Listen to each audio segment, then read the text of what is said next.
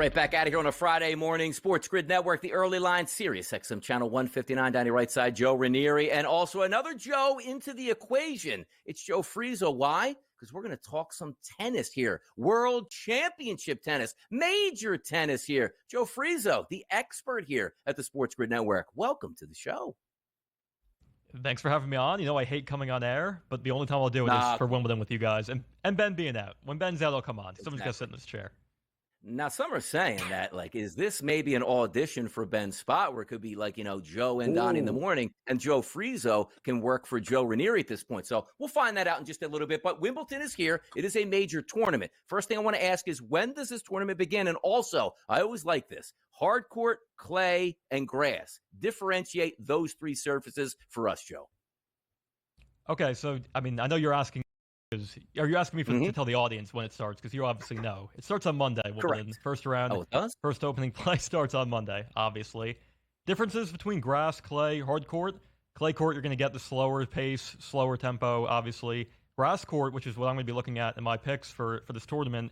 Fast courts, big servers are going to win. A lot of aces. Djokovic is kind of the outlier there because he doesn't have a huge serve. And it's usually going to be the bigger servers that have the out of the ordinary success there. But that's the biggest change. You're going to want to look to the big servers and the guys that have, and the men and women that have the power play. That's what you're going to look for at Wimbledon.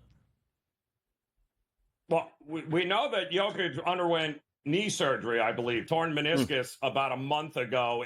He was playing with it, obviously, at the French, and that didn't go over all that well here. But outside of him, who are we looking at when it comes to the singles here? Who should we be concentrating on? Well, Jokic plays in the NBA, but Djokovic did undergo knee surgery. Sorry, yes. Djokovic did undergo knee surgery, but some people are saying he didn't. So he came back way too fast.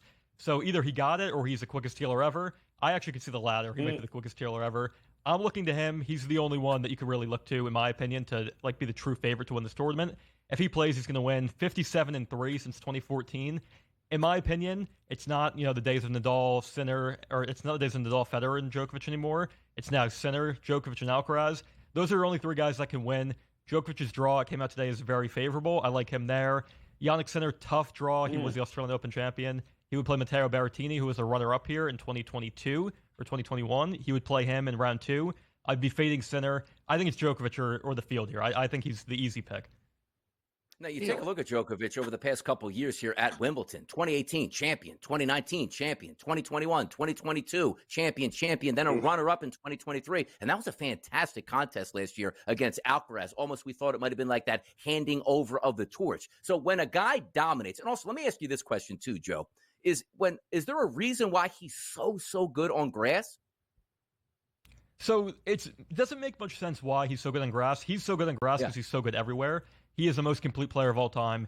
He's the greatest returner of all time. That's kind of his, go-to on the grass. He can combat those big servers. He's just so solid off the ground. He doesn't have a big serve.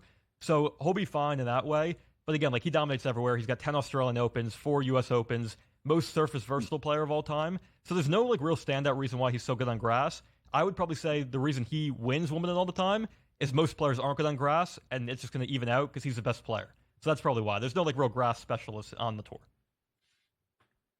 37 in tennis years. It's like 108 years old. It's unbelievable that he's even still doing this thing. What about the women's side? Who should we be focusing our attention on there?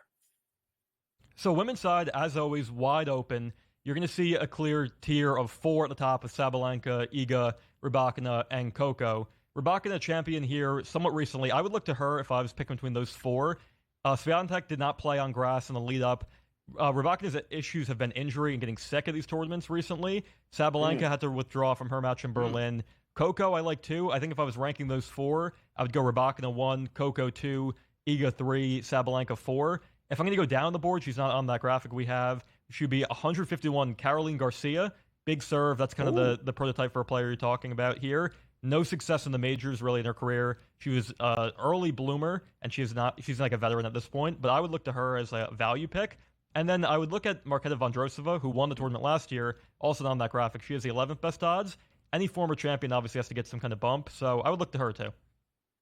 Wimbledon, breakfast at Wimbledon. It's going to dominate your TV and the SportsGrid network. We are going to have you covered, and maybe more segments with Joe Friezo to try to carry us through here with Wimbledon before the next major, which I believe, and look at me being a tennis guy, the U.S. Open in Flushing, Queens, the home of Kevin Walsh. How about that at this point here? So there we go. Joe Friezo joining the show, talking a little tennis on a Friday morning. We're going to get back to the NBA next, and away we go right here on the Early Rise.